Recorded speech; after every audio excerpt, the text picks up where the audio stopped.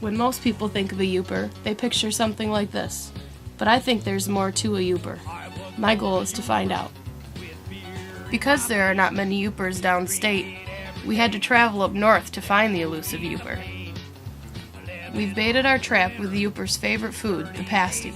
We're sure to find a Yooper this way. After a couple hours drive north, we reach the Mackinac Bridge. Mackinac Bridge is considered the gateway to the north.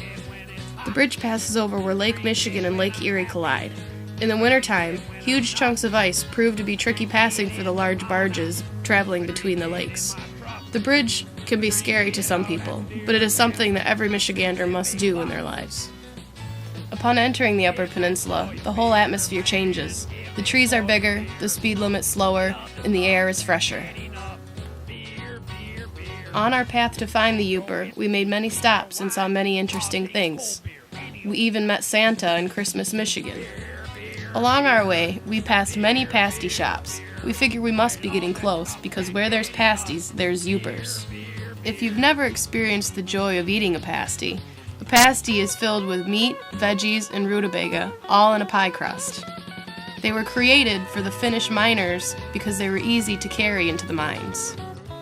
Shortly down the road in Ishpeming, Michigan, we came across a place that we were sure we'd find a Yooper, the Yooper's Tourist Trap. The Yooper's Tourist Trap is designed around the singing group, the Yoopers. Here's a sample of their work. The song is called Second Week of Deer Camp. It's the second week of deer camp, and all the guys are here. We drink, play cards, and shoot the bull, but never shoot no deer. The only time we leave the camp is when we go for beer. The second week of deer camp is the greatest time of year. Continuing on our journey, we saw many more interesting things, like the National Ski Hall of Fame in Ishpeming, Michigan, the Quincy Mine in Hancock, Michigan, and many small Yooper shacks along the way. But still, no Yooper. In Munising, Michigan, the snowmobile capital of the world, snowmobilers were all we saw through the driving snow, which totaled at least 15 inches overnight, not uncommon for places in the UP. We figured to find a Yooper, we should eat like a Yooper, so we stopped at Muldoon's in Munising. Muldoon's was voted the best pasty shop in the UP. The UP definitely gets a lot of snow, which makes it a paradise for snow sports, among which include ice fishing, snowmobiling, snowboarding, and broomball. Most people in the Mitten have never heard about broomball. Broomball is similar to floor hockey, except for that it is played on ice, uses a broom instead of a stick, and uses a rubber ball to score the goal.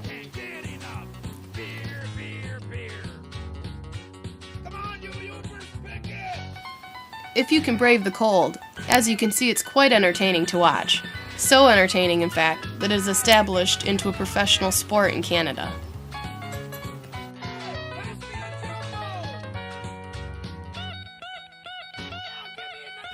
Because the UP gets so much snow, residents have honed their sculpting skills and display these sculptures at Winter Carnival every year on the campus of Michigan Tech. On our journey to find the Yooper, we'd seen many interesting and beautiful things. We'd traveled down the Seney Stretch, which is a stretch of road with not a single curve for 28 miles.